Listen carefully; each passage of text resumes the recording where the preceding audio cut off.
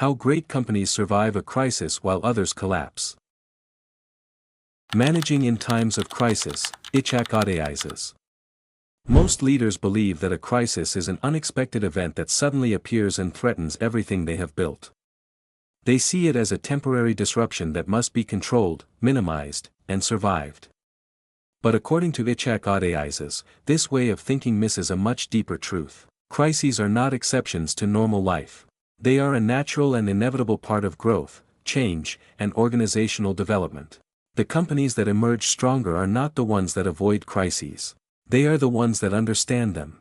Imagine driving a car on a long journey. The road is smooth, the weather is clear, and everything seems to be moving exactly as planned.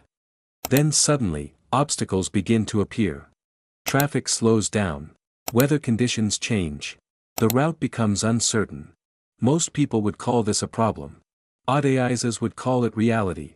The central message of managing in times of crisis is that instability is not an abnormal condition that occasionally interrupts business. Instability is the normal state of every organization, every market, and every economy. The world is constantly changing, and every change creates new problems. The goal of leadership is not to eliminate problems forever because that is impossible. The goal is to develop the ability to solve the right problems while preparing for the next stage of change. Adizes begins by challenging one of the most common assumptions in management. Many leaders believe that if they work hard enough, plan carefully enough, and hire the right people, they can eventually create a stable organization free from major difficulties.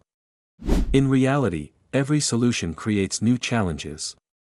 Every success introduces new complexity. Every stage of growth demands different capabilities. A company that starts as a small startup struggles with survival.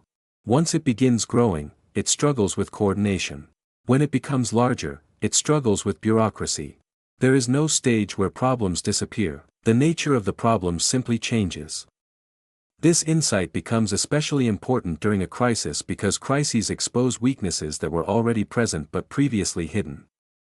Economic downturns, market disruptions, technological changes, or unexpected external shocks do not create organizational flaws out of nowhere. They reveal flaws that already existed beneath the surface. Many leaders respond to a crisis with panic. They focus on immediate symptoms rather than underlying causes. They cut expenses indiscriminately, centralize every decision, and attempt to regain control through force. While these actions may create temporary relief, they often make the organization weaker in the long run. Adizes argues that the first responsibility of leadership during a crisis is to understand what is actually happening. This requires distinguishing between symptoms and root causes. A decline in revenue is a symptom. Employee disengagement is a symptom. Customer dissatisfaction is a symptom. Effective leaders look beneath these visible indicators and ask deeper questions about systems, culture, communication, and decision-making. One of the book's most powerful themes is the relationship between change and conflict. Most organizations view conflict as a sign that something is wrong. Adizes sees it differently. Whenever intelligent people with different perspectives work together, conflict is inevitable. The real danger is not conflict itself. The real danger is destructive conflict that prevents cooperation. In healthy organizations, disagreement leads to better decisions because different viewpoints challenge assumptions and reveal blind spots. During a crisis, however, fear often transforms productive disagreement into personal conflict. Departments begin blaming each other. Managers protect their own interests. Communication breaks down. Energy that should be focused on solving problems becomes consumed by internal battles. This is why Adizes places such enormous importance on organizational integration. He argues that companies survive difficult periods not because they have the smartest individuals but because they maintain trust and mutual respect under pressure. Trust allows people to share bad news without fear. Trust allows teams to confront difficult realities honestly. Trust allows organizations to adapt quickly when circumstances change. Without trust, information becomes distorted, decisions become slower, and fear spreads throughout the organization.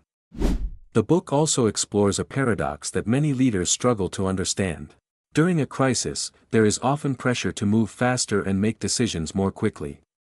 At the same time, uncertainty increases the risk of making poor decisions. The challenge is finding the balance between speed and reflection. Leaders who become paralyzed by analysis lose valuable time. Leaders who act impulsively create new problems. The most effective leaders develop systems that allow for rapid learning and adaptation rather than relying on perfect predictions.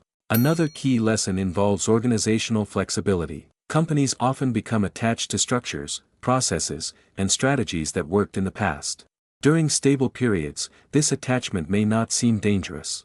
During a crisis, however, rigidity becomes a liability. Markets change, customers change, technology changes, competitors change. Organizations that cannot adapt eventually become prisoners of their own success. Adizes repeatedly emphasizes that survival depends on the willingness to question assumptions that were once considered unquestionable. What worked yesterday may not work tomorrow. The leaders who succeed are not those who defend old models most aggressively. They are the ones who recognize reality fastest. The book also challenges the common belief that strong leadership means having all the answers. In times of crisis, no individual possesses complete information. No one can predict every consequence. Effective leaders acknowledge uncertainty while still providing direction. This combination of humility and confidence is essential. Humility allows leaders to learn. Confidence allows organizations to move forward. Without humility, leaders become blind. Without confidence, organizations become paralyzed. As the book progresses, Adizes returns repeatedly to the idea that crises create opportunities for renewal. When old systems stop working, organizations are forced to confront realities they may have ignored for years. Inefficient processes become visible. Weak leadership becomes visible. Cultural problems become visible.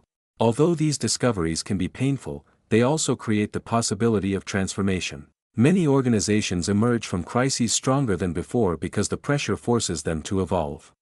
They become more disciplined, more focused, more resilient, and more adaptable. The crisis becomes a catalyst for growth rather than a cause of destruction.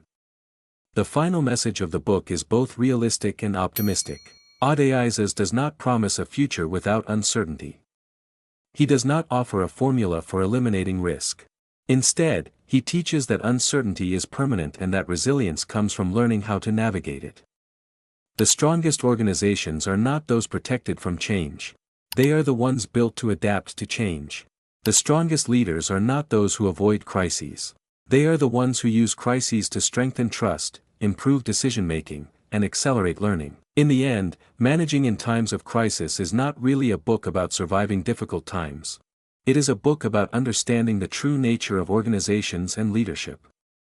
Once you accept that change is inevitable, that problems are permanent, and that uncertainty is unavoidable, you stop wasting energy trying to create perfect stability. Instead, you begin building something far more valuable: the ability to grow stronger every time the world changes around you.